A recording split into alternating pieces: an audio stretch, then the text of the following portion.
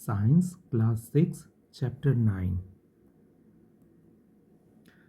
Chapter 9 गति एवं दूरियों का मापन, motion and measurement of distances.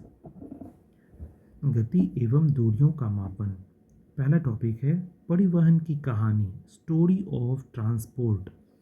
प्राचीन काल में लोग पैदल चलते थे और सामान ढोने के लिए जानवरों का इस्तेमाल करते थे। दूसरा है जल परिवहन। लकड़ी के लट्ठों और नावों का उपयोग होता था।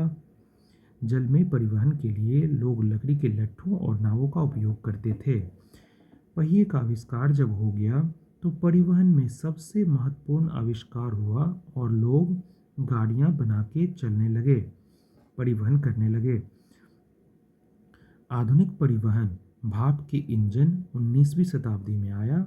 मोटर कार, रेलगाड़ियां, वायुयान आदि का विकास हुआ।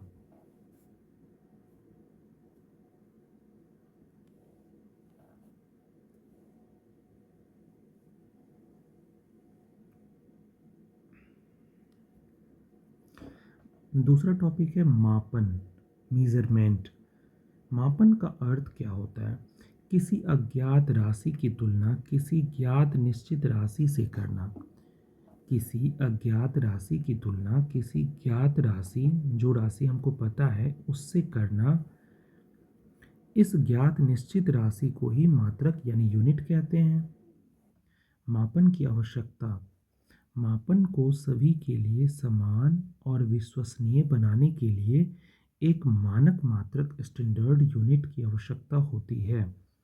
गैर मानक मात्रक की समस्या। प्राचीन काल में पग की लंबाई, बालिस्त, हैंड स्पैन जैसे मात्रकों का उपयोग होता था, लेकिन ये व्यक्ति व्यक्ति में भिन्न होते हैं, क्योंकि हम लोगों का हाथ और पैर तो सबका एक जैसा होता नहीं है। इसीलिए सटीक मापन के लिए इनका उपयोग नहीं किया जाता। अब नेक्स्ट टॉपिक है मानक मात्रक, स्टैंडर्ड यूनिट्स। अंतर्राष्ट्रीय मानक अंतर्राष्ट्रीय मात्रक प्रणाली, एसआई यूनिट। दुनिया भर के वैज्ञानिकों ने एक समान मात्रक प्रणाली को अपनाया, जिसे अंतर्राष्ट्रीय मात्रक प्रणाली, international system of units, SI units short form में कहते हैं। लंबाई का एसआई मात्रक मीटर, स्मॉल एम से लिखा जाता है। लंबाई के मानक मात्रक, स्टैंडर्ड यूनिट्स ऑफ लेंथ, कुछ दिए गए हैं। लंबाई के मानक मात्रक, standard units of length. 1 metre, 1 metre में 100 सेंटीमीटर होता है, सीएम से डिनोट करते हैं सेंटीमीटर को।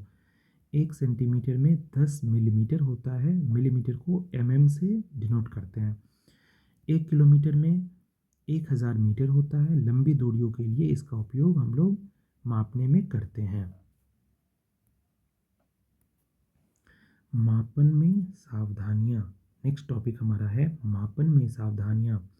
मापक स्केल को वस्तु के संपर्क में रखना चाहिए, पहला सावधानी ये है। दूसरा है कि आँख की स्थिति मापन बिंदु के ठीक सामने यानी लंबवत होनी चाहिए। तीसरा है मापन शुरू करने से पहले स्केल के शून्य चिन्ह पर ध्यान देना चाहिए। और चौथा है किसी वक्र रेखा, कर्व्ड लाइन की लंबाई मापने के लिए धागे का उपयोग किया जाता है। ये तो था मापन में सावधानियाँ। चलिए अब चलते हैं टॉपिक 3, गति के प्रकार, टाइप्स ऑफ मोशन। जब कोई वस्तु समय के साथ अपनी स्थिति बदलती है तो उसे ही गति यानी मोशन कहा जाता है। जब कोई वस्तु समय के साथ अपनी स्थिति बदलती है तो उसे गति यानी मोशन कहा जाता है, मोशन में कहा जाता है। गति का प्रकार, टाइप्स ऑफ मोशन, विशेषता, कैरेक्टरिस्टिक्स और उदाहरण। तो सबसे पहले है सरल रेखीय गति, रेक्टिलिनियर मोशन। विशेषता क्या होगी? तो वस्तु एक सीधी रेखा के अनुदिश गति करती है। दूसरा है वर्तुल गति, सर्कुलर मोशन। इसकी विशेषता क्या होगी? तो वस्तु किसी नियत बिंदु से दूरी समान रहती है। वस्तु की किसी नियत बिंदु से दूरी हमेशा समान रहती है।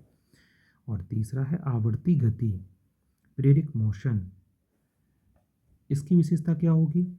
ऐसी गति जो एक निश्चित समय अंतराल के पश्चात दोहराई जाती है उसे आवर्ती गति कहते हैं।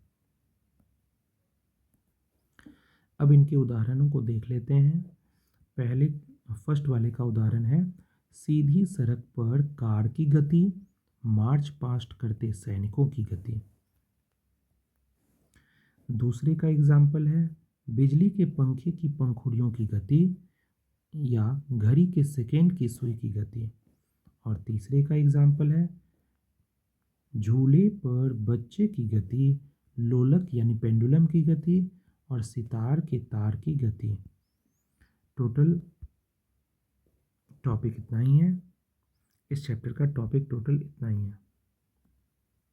ये चैप्टर कंप्लीट हुआ।